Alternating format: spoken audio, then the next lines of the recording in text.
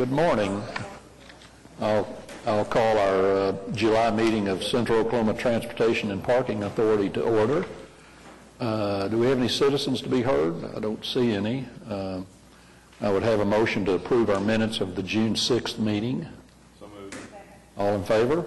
Opposed? All right. Consent docket, several items on the consent docket, and I don't know if there's any of the trustees would like individual discussion on. I'd ask item G just as a brief explanation,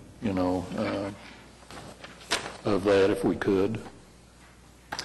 Sure, I'd be glad to, Mr. Chairman. This item here essentially authorizes the administrator to apply for various federal grants on behalf of the trust. This is a item that we do each year annually, and essentially it does help us be able to apply for those grants in a more timely fashion rather than having to take each individual grant application to the trust for approval. All right. Any other items? Any of the trustees? If not, I would have a motion to approve our consent docket. Second. All in favor? Opposed? Thank you. Items for individual consideration. First item is approval of a bus system enhancement to include additional frequency on routes 8 and 11 and the implementation of a pilot program for evening service. Transportation Committee met yesterday and discussed all of this at length, and but Jason, if you'd like to just some brief explanation of it. Sure, Mr. Chairman. This is a exciting opportunity for us to again expand service, not only improving the frequency on routes 8 and 11 to 30 minutes all day, but this item also includes a pilot program for evening service on routes 11 and 23. So again, this is I think a exciting opportunity for us and something that our ridership is looking forward to, and that is some evening service until midnight.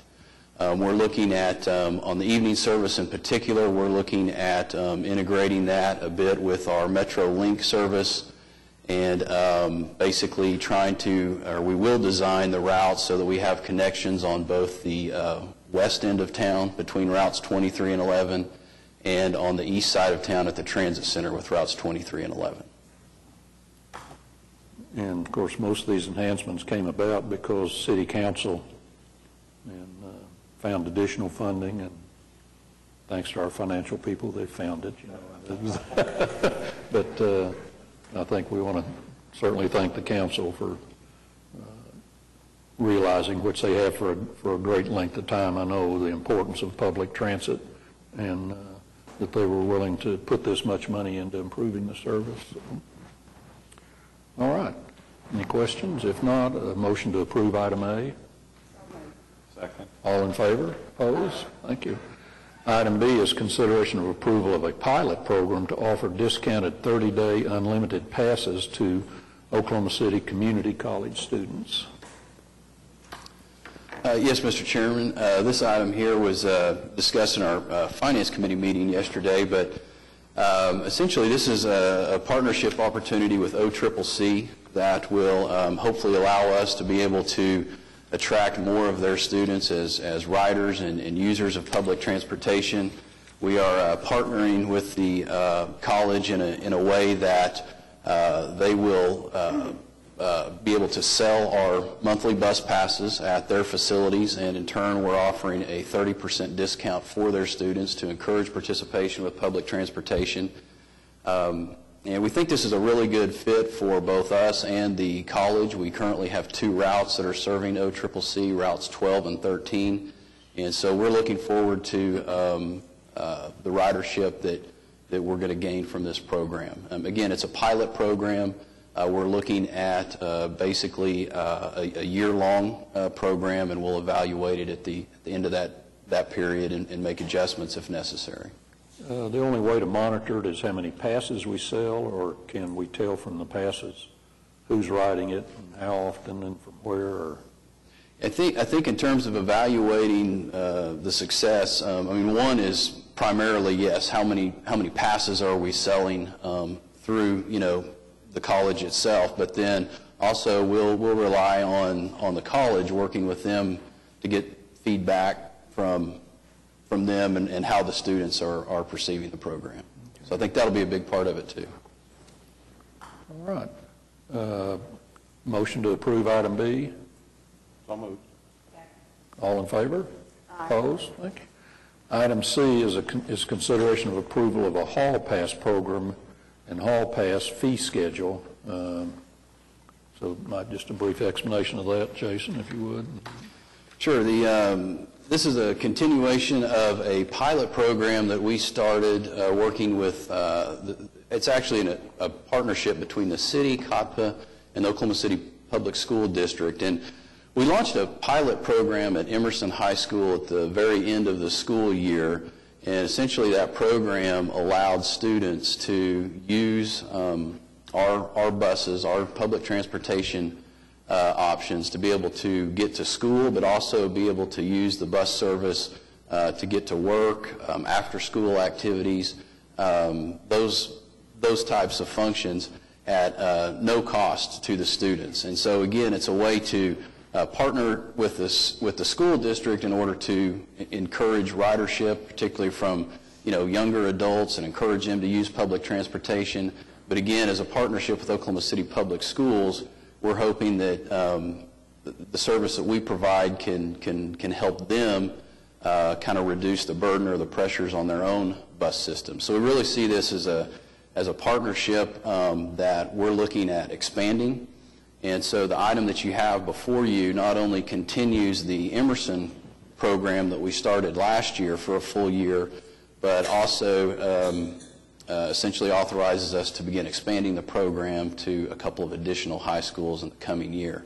Now, one thing that's a little bit different than the program we did last year, where we offered essentially free transportation, no charge to the students or the school district, this proposed program has a cost recovery component where the school district would reimburse us kind of a flat fee for our staff time and marketing expenses for setting up the program at the school and training the students and making sure they're aware of the program, and then also providing a $10 unlimited monthly pass for each student that the school district would potentially fund. All right. Thank you. There a motion to approve item C? So moved. All in favor? Opposed? Thank you. Item D is consideration of approval of an RFP for replacement of the elevators at Santa Fe Parking Garage, and to authorize the administrator to advertise and release the RFP. Yes, Mr. Chairman. This item here, it's part of planned capital projects that we've had for our parking garages for a couple of years now. Essentially, this RFP is designed to replace all the elevators in the Santa Fe garage. All right. Will they do one at a time? I mean, we're not, so you don't disrupt that much. So. All right. Right. Motion to approve item D? All in favor? Opposed? Thank you. Item E is a change order to the contract with Flintco for the parking garage across the street. Yes, Mr. Chairman. Just quickly on this change order, again, this is change order number 7. It consists of 5 items for a total increase of $371,826 and adds 47 days to the project, which means substantial completion is scheduled for September 15th. Of the 5 items, 3 of them are relatively minor in terms of cost. We do have 2 that I did want to talk about just a little bit. The first change that I wanted to talk about has to do with changes we have to make to the electrical wiring in order to pass code inspection. That's the item for $67,323. The other item I wanted to talk about a little bit was the change for $292,416. That item there really, that additional cost has to do with the connection between the garage structure itself and the vertical glass panels. When we got into the project, we realized that the original design of that connection basically needed to be improved. It needed to be a connection with more structural integrity than the one originally proposed. So that's the reason for the increase in that area. All right. Are we pretty sure that this is the last change order? I mean, are we reaching that point in the construction that we can be pretty sure that there's not much more coming? I mean, we're pretty sure in that, I mean, the structure is topped out, you know, and a lot of it is just finish up work, but things could still come up. I mean, like this electrical, the change order for the changes on the electrical. I mean, we could run into more of those things as we go, hopefully. But we're not, at this moment, aware of anything else? No, we are not. Okay. Move approval.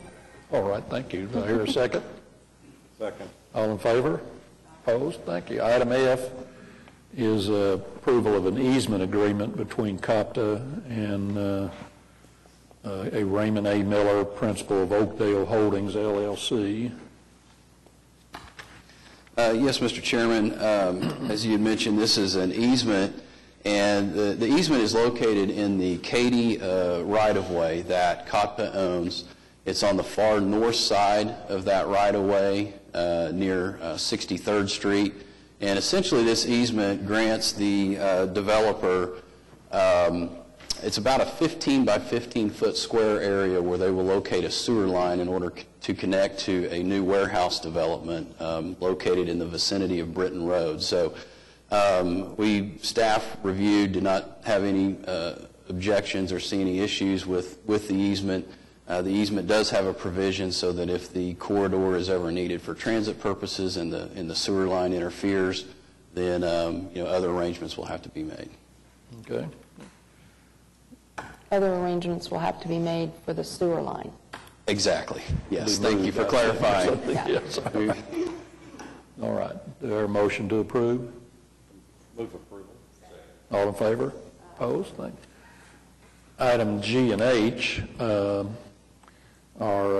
is approval of COPTA's fiscal year 2015 operating budget and then the 5-year capital plan. So, Jason, you might kind of cover both of them at the same time. The Finance Committee, as I mentioned, the Transportation Committee met yesterday, and the Finance Committee met and approved both of these items. So, let you give us a brief explanation of both of those. Sure, I'd be glad to give a brief summary. I think I'll start first talking about the operating budget. Our operating budget for FY15 for both our public transit operations and our parking operations is just over $37 million. And that operating budget is essentially the budget that we need to be able to provide our core services. That's parking, public transportation, and river operations. If you'll notice in your schedule where we have a comparison of previous year's budget to the FY15 budget, you'll notice that the budget is increased overall by about $3.9 million. 2.9 million of that is attributable to increases in the transit budget. 1 million of that roughly is attributed to increases in the parking budget. So on the transit side of operations, you know, when you're looking at the $37 million in total budget, transit makes up just under $28.6 million of that. And as I'd indicated, 2.9 million of the increase is attributable to transit. If we break that down just a little bit further, 1.35 million is directly related to service enhancements. So as discussed, thanks to the additional funding provided by the city for those service enhancements, we're not only we're able to accomplish those enhancements, but also that's where 1.35 million of our increase is coming from. The remaining roughly 1.6 million in increase in the transit budget is divided up among a couple of different categories. One is we have some additional funding in there just to maintain our same service level budget, which is essentially just increases in wages and benefits that come from year to year. We also have an adjustment in there for our health insurance. One of the things we've been talking about this year as we've looked at our financials is how close we've been on our personal services budget due to higher than budgeted insurance costs, so we've made that adjustment for FY15. In addition, we have some additional funding in there for bus parts, and then we also have some additional funding in our transit budget for some additional positions. Three of the positions I'd like to talk about a little bit because I think they have a direct positive impact to our riders. We're adding 2 positions to our paratransit operations, so we'll be adding a call taker and an additional bus operator for paratransit. And as we've talked about throughout the year, we continue to see increased demand in that paratransit operation. We're also adding an additional staff person for the transit center to help with the cleanliness and maintenance of that facility. So that kind of rounds out the significant changes on the transit side. I mentioned that the parking budget increased by roughly $1 million. Essentially, that additional budget is being programmed in for additional capital reserves. So that'll help us begin building our reserves back up, and particularly in light of some of the major projects that we've been undergoing recently with our parking garages. Be happy to answer any other questions about the operating budget. Any questions? Yeah, why don't we do that? Second. All in favor? Opposed? Thank you. Then the last item, Jason, of course, is the 5-year capital plan.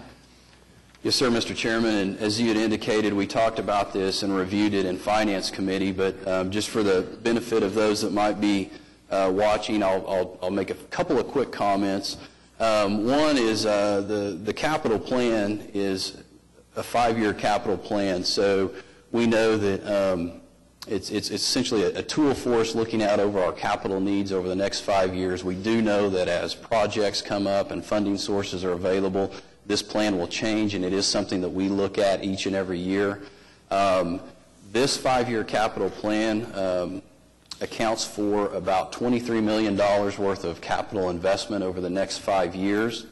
If you'll notice, about $16 million of that 23 in total is programmed for FY15, the fiscal year that we're currently in.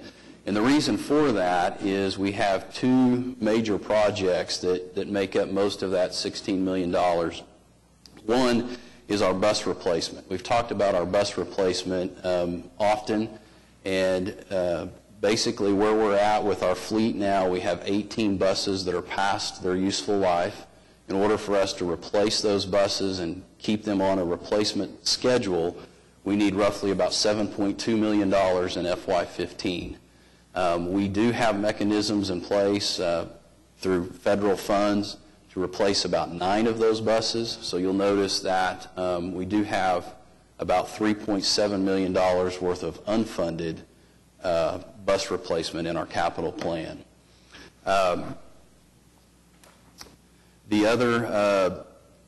The other big expenditure in FY15 is related to our parking operation. You'll notice we have about $5.5 million worth of capital expenditures programmed for FY15. This amount is attributable to the improvements that we're doing at the Century Center garage, the planned elevator replacement that we are looking at doing an RFP for. Also the waterproofing and concrete rehab at the Sheridan Walker garage, as well as some additional funds for capital projects or capital maintenance projects that we know are going to come up. So I think it's important to just call out that, of the $22 million over the next 5 years, most of that is in FY15, and even that is spread among 2 major projects. The only other item I think I might talk about a little bit on the capital plan is you'll notice we also have about $540,000 of capital funding allocated in FY15 for paratransit van replacement. This will purchase 9 paratransit vans and essentially complete our replacement program for paratransit. So on the fixture out side, our fixture out buses, our big buses, we do not have the funding to replace all of those that are scheduled for replacement. Paratransit operations are a little bit different story. We have been able to replace those on schedule. So, in fact, 22 of our vans will be 2013 or newer. So we're in good shape on the paratransit side. Be happy to answer any questions on the capital plan. All right. You know, the unfunded part for the new buses, I guess there are some options, and we discussed some, and I don't know if it's necessary to bring those up in the meeting of what some of the potential funding sources are, but at least I think there are some ideas in the back of everybody's mind how some of that can be done. So, all right. Do I hear a motion to approve item H? So moved. All in favor? Opposed? Thank you. Next item is ratification of our claims and payroll through June 30th.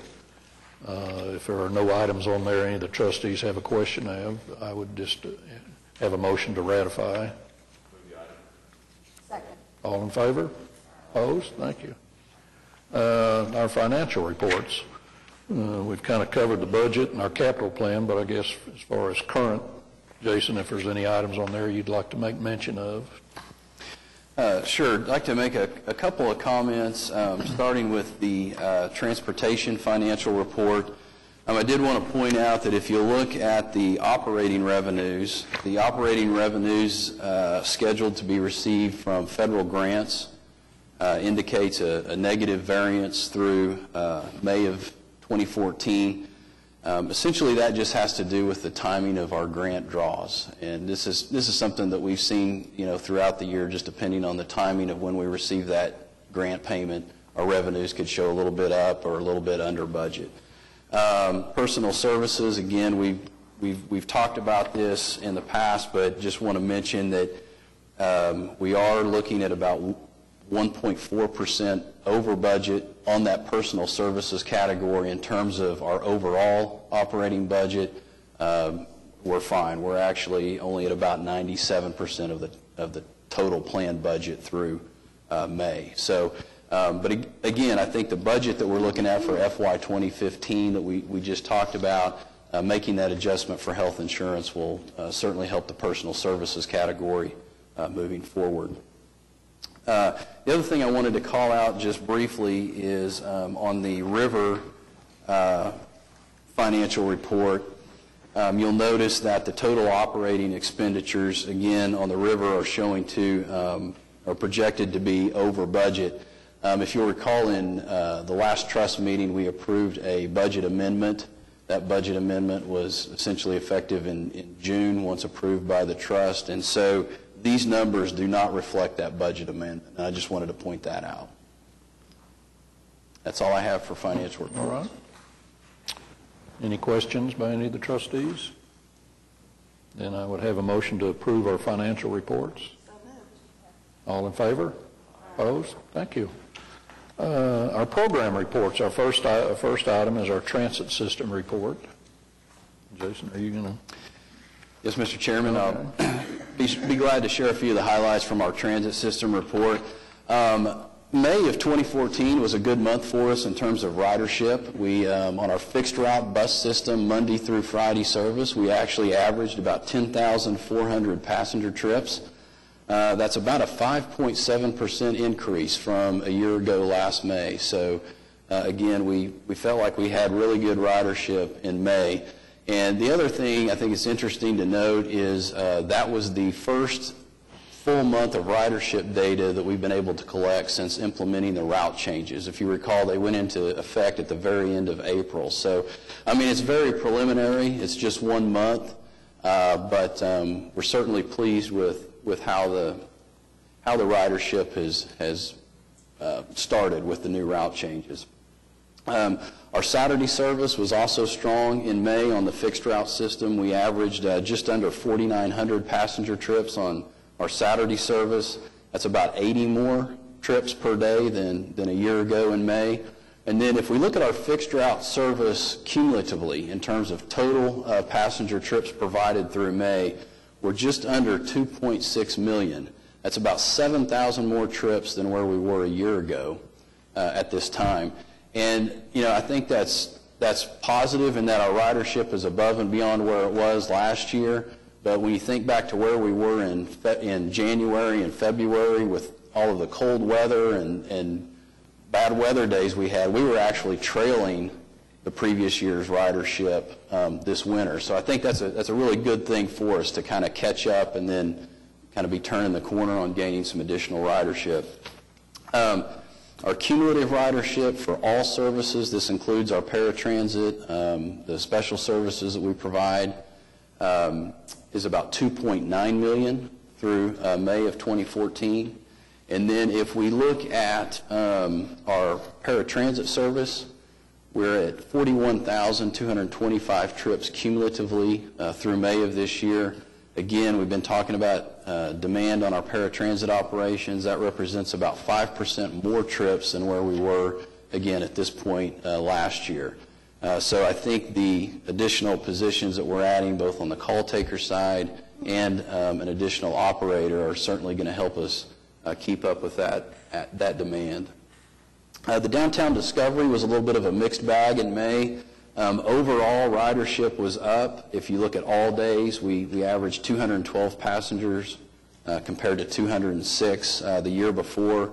But on Saturday service, Saturday service for the downtown Discovery was actually down. We averaged about 225 passenger trips, I believe, compared to roughly 297.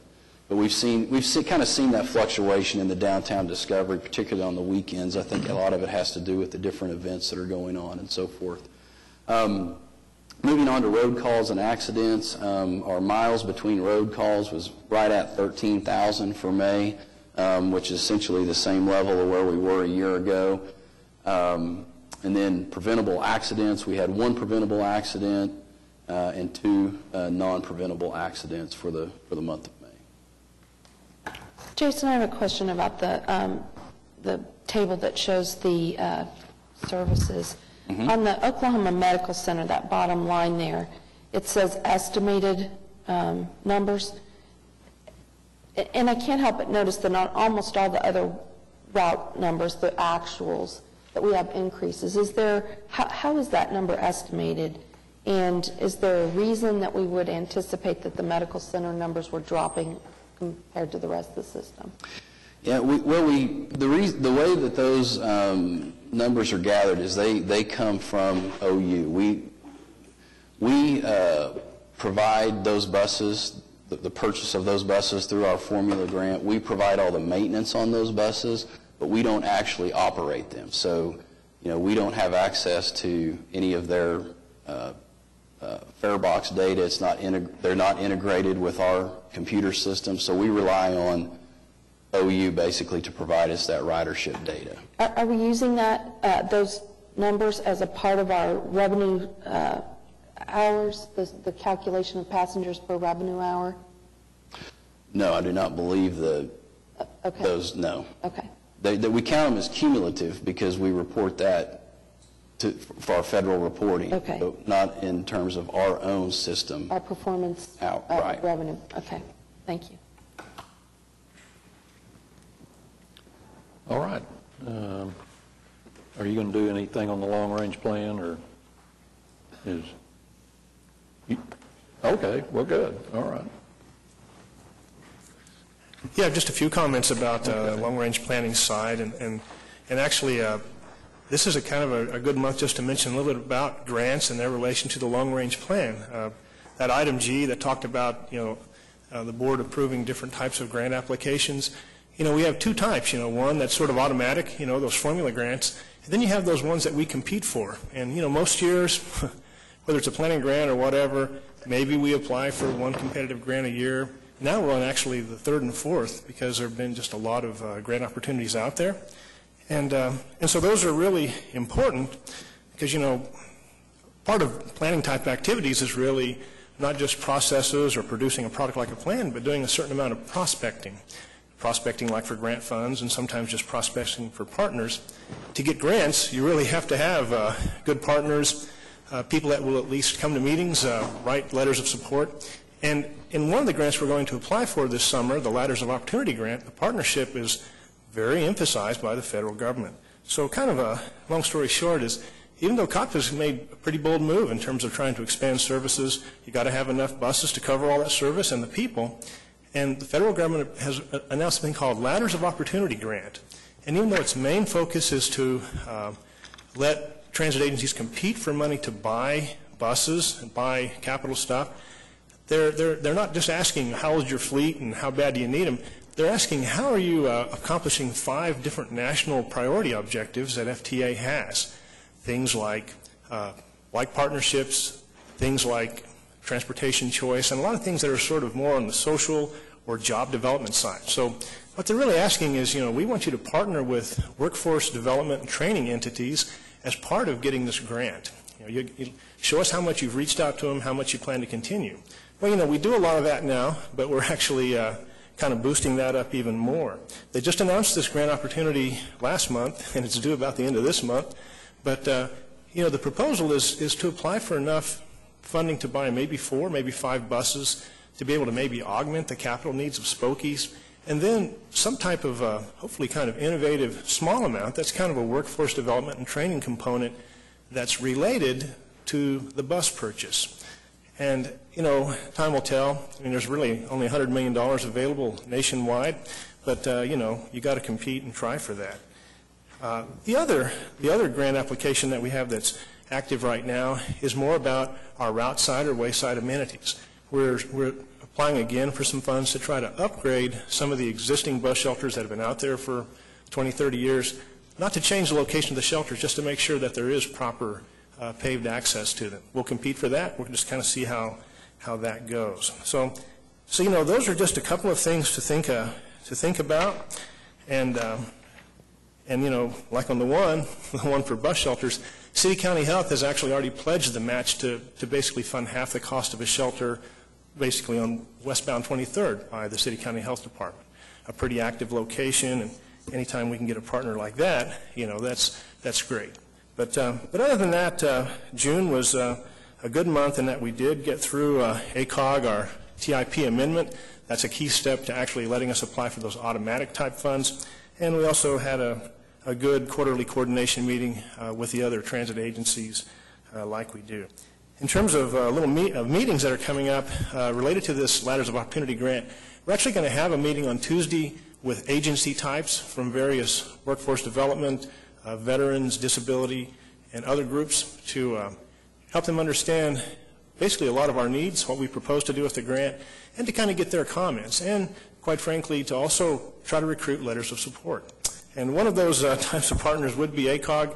ACOG, this is the only other thing I'll mention, in terms of the regional transit dialogue, they'll actually have a steering committee meeting next week, and that'll probably be an opportunity for them to kind of finalize what the work they're doing on the commuter corridor study, and that's a study about the different types of commuter transit that would help implement the COTPA fixed guideway plan. So it's kind of a lot. So this is one of those months where it's not real visible what we're doing, but there's a lot of things that happen from kind of the partnership and prospecting. Would you let me know when that meeting is? And see if Yes, the city one or the ACOG? The ACOG. The ACOG one will be at ACOG, and it will be Thursday at 3, I wrote it down here, Thursday at 3, ACOG 3 p.m. on the 17th, on Thursday. It is open to the public. People do come and observe, and it should be a very, very informative meeting. Okay, thank you. Any questions of Larry? Oh, all right, thank you. Parking, I guess, Debbie? We're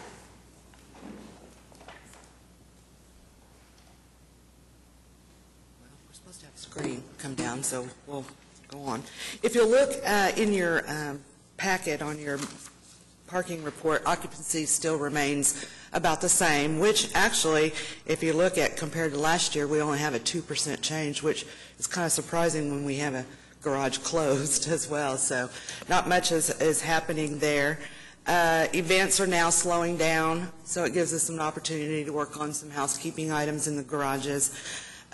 We made it through the NBA Finals, the dog show, and the music fest, so now it's kind of time. I wish we made it through the NBA Finals. Well, We made it through the playoffs. let's say, okay, playoffs.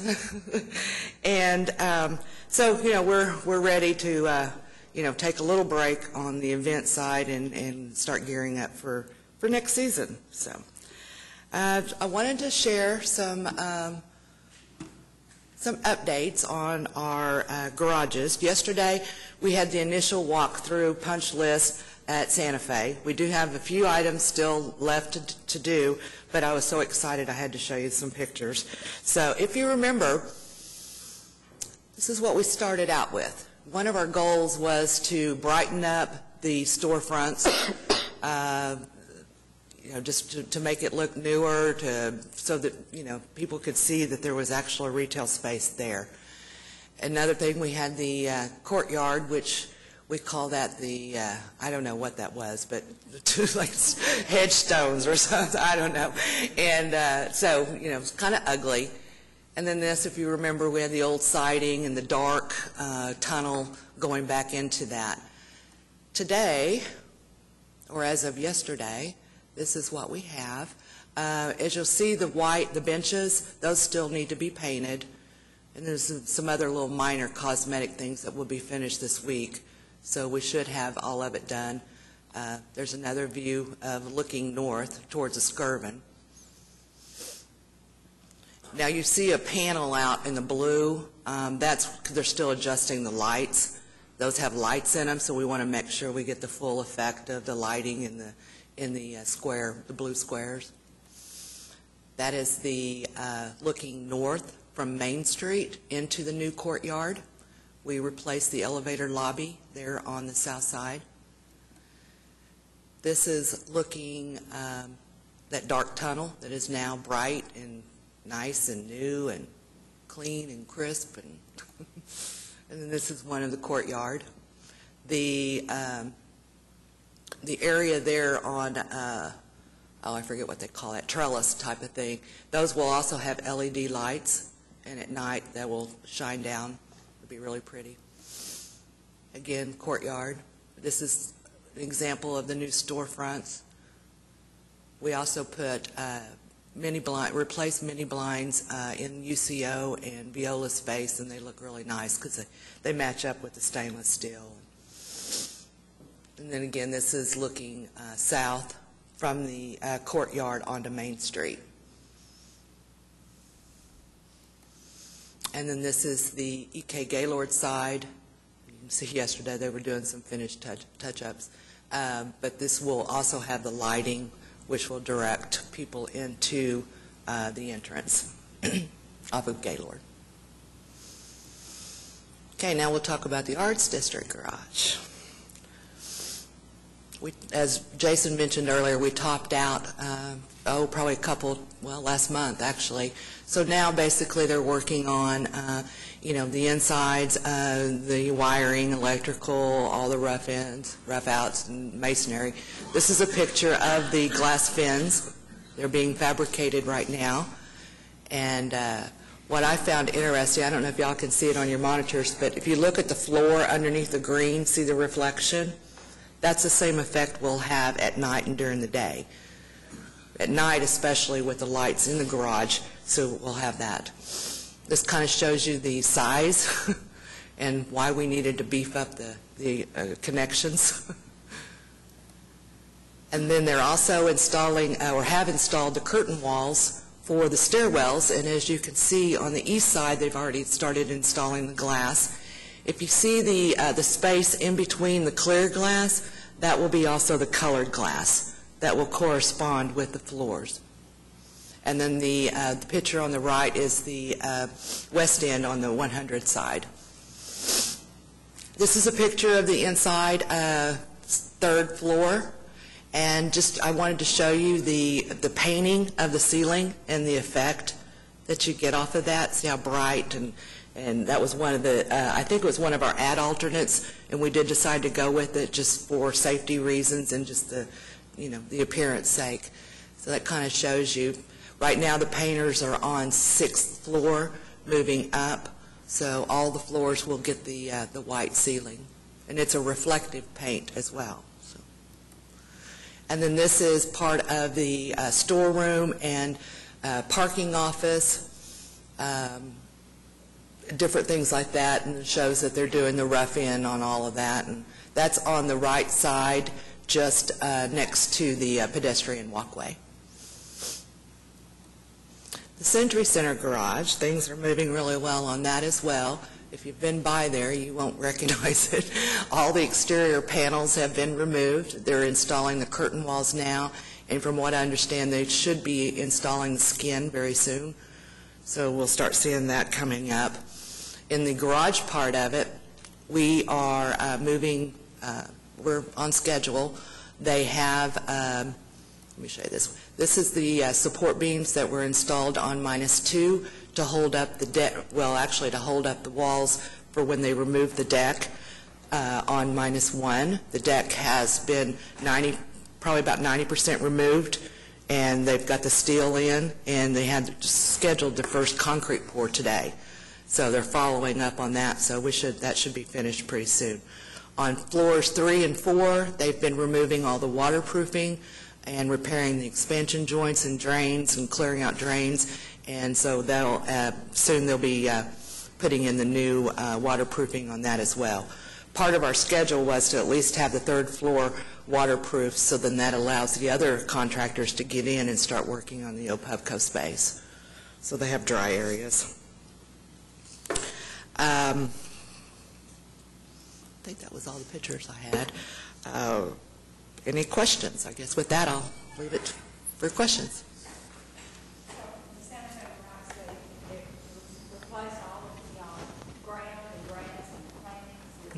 Well, we actually didn't have that much. We did replace all the concrete sidewalks and all of that. We left 2 of the planters in the courtyard, but they redid them, put benches around them.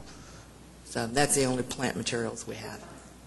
Thank you. What happened to all the memorabilia that was in the courtyard? There was It's in storage. It's okay. It's donated. Oh, okay. Yeah. So What's the schedule on the Century Center garage opening back up? January 1st, as far as the tenants, but I think we will be finished with the garage part probably mid-November, 1st of December, but we'll yeah. So. Any other question? All right, thank you. All right, marketing and customer relations and technology. Good morning. Morning. Just wanted to bring to your attention just the outstanding items on our technology components. It's at the very beginning of your report. We were making pretty significant headway in those areas. There's just a lot of integration that takes place with one another and getting those systems to talk to one another. But we are hoping, we just received word from Google this week that we have passed their final stage so that we will be able to finalize our trip planner and journey planner this next week and hopefully have it out by the time we speak to you next month. And the significance of that is that, again, that just makes it even that much more simple for people to plan their own trips using our transportation modes that we have available. And one of the components to that is that it will look at multi-mode, not just our bus system, but it will also take into account any of the trails and the different biking components that are already out there. And we're looking to continue to maintain that information through the partnership with our planning department and ensuring that we have the most accurate information there as well. The next Free Fare Friday is coming up on July 18th. And then we have another on August 15th, and then the final on September 19th. And we continue to see tremendous participation there, and we receive some pretty good promotional opportunities this last month regarding the ozone awareness season and the opportunity to speak to the media about that. And I'd be happy to answer any questions you might have. All right, thank you. Thank you. All right, our river cruises. Morning. Morning. Well, June was a very good month for us as far as transit ridership and specialty cruises. Once again, we did a fireworks cruise during the Sandwich Energy Stars and Stripes River Festival. sold out all 3 cruisers, which we'd had another dozen boats. We probably could have sold them too. They sold out a good 6 weeks prior to the event, so we're very excited about that being a continuing event for us. Also, our ridership on the Sunset Cruises and other specialty cruises in June were very strong. Currently, as far as dam repairs, we did suffer some in May. We lost a week due to some dam repairs. We lost a week due to some poor weather. Fortunately, June was an excellent month. As far as dam repairs go, beginning last week and hopefully wrapping up sometime either today or early next week, some repairs on the eastern dam.